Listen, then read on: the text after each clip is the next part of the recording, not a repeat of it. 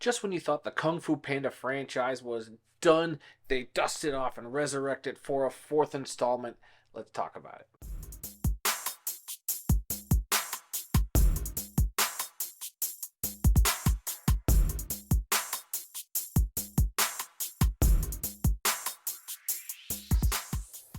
All right, so Kung Fu Panda 4, directed by Mike Mitchell, is the new DreamWorks Pictures or DreamWorks animation film uh, based around the Kung Fu Panda IP, the series of animated films starring Jack Black as Po the Panda, who is the Dragon Warrior, a uh, mythic, a powerful kung fu master in this animated world, and I think one of the funnest film series that's out there. It's great for kids, great for adults, and I was very happy when they announced that they were doing a fourth one. The trailers look very promising.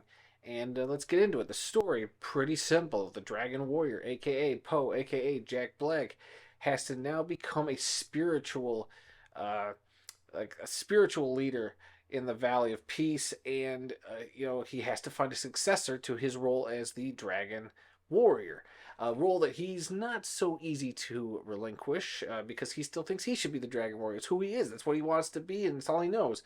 And he goes on a journey of figuring out that change can be good while it's scary and all that. Blah blah blah. They beat you over the head with that message throughout this entire kids film.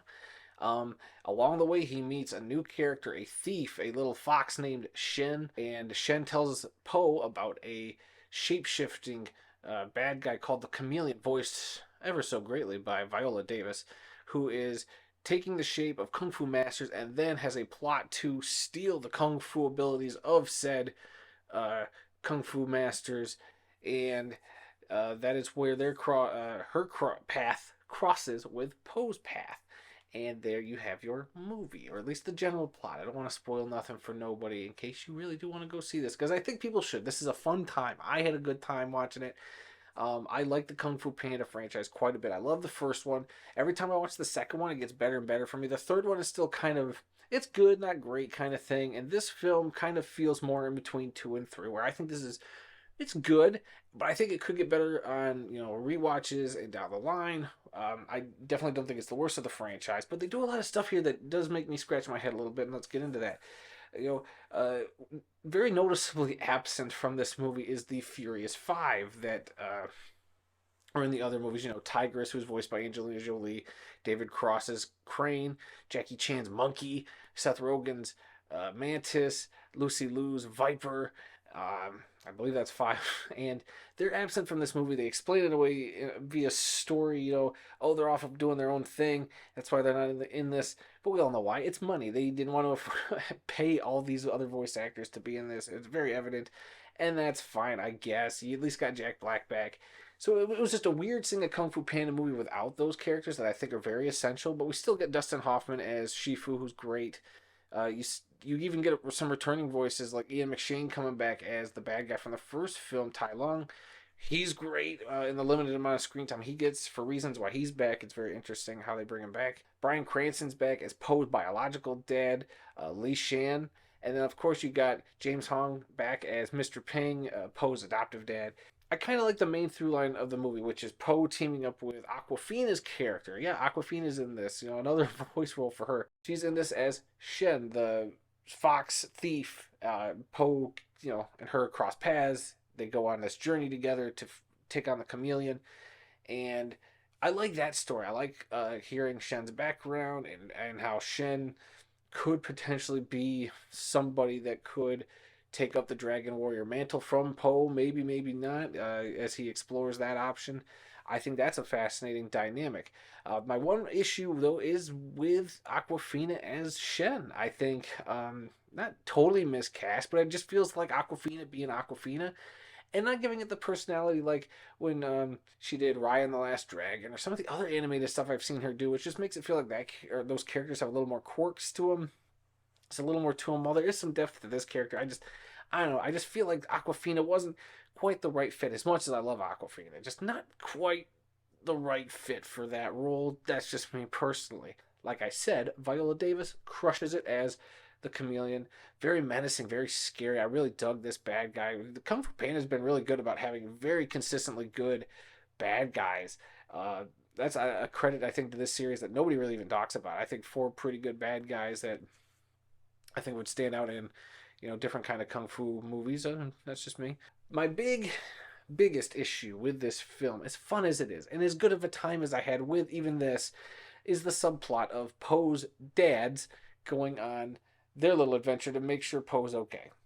I get it, overprotective parents that want to just make sure their kid's all right. I don't know. I just felt like it was just, while it was funny at times, I just didn't feel narratively like it didn't fire on all cylinders for me. I guess that's the best I could say. It wasn't terrible, but I just felt like that was the piece of this movie. I'm like, I don't know if we needed this. I don't know if this was a crucial element to this film. And while there are elements that play out in the plot, at some point I'm like, okay, they kind of tie it in, but at the same time, it just felt for a majority of it a bit of a waste. Um, Not without its entertainment. Don't get me wrong, but but look, it's a animated kids movie. I don't think it's meant to be super highbrow art. I think there is some stuff in here though that is really great. I think the music, Hans Zimmer, I think was part of the score here. Yeah, him and Steve Mazzaro are the guys who composed the score. And there's elements of some really, a lot of great elements in the music here. Times where I was like, that sounds very Dark Knight. That sounds very Inception. Like you could kind of tell it was Hans Zimmer at a point. But then there's a chase scene that happens where they play a kind of a orchestral version with like a lot of Chinese instruments. They play Crazy Train. And I'm sitting there, I couldn't piece together what was happening. I heard somebody nearby say, "Oh, that sounds like Crazy Train." And I'm like, "Oh, that is Crazy Train by Black Sabbath." I was like, or Ozzy Osbourne. I was like, okay, that's a pretty cool thing. And there's no words, it's just all instrumental. It was really well done. Speaking of music, we all know why we're all really going to Kung Fu Panda, right? And that's to see the end credits where Jack Black and Kyle Gass's Tenacious D play "Hit Me Baby One More Time." That's why we're all there. You're all gonna hear that song at the end of the credits. You're not gonna want to get up and leave when the movie credits start rolling because you get to hear that song. A great cover by Tenacious D. Yeah, they put it up on YouTube. I saw that after we got out of the theater, but such a great cover, and Jack Black, he always crushes that. But look, at the end of the day, guys, real quick, I'm going to give this film a solid B.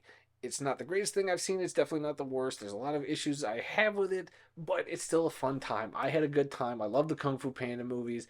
I love Poe as a character. I like a lot of the side characters around Poe. I think they're all great. It's just maybe not utilized to the best of their potential. But who knows? Maybe they'll come up with a Kung Fu Panda 5 and fix a lot of that. And bring in the Furious 5. I kind of miss them.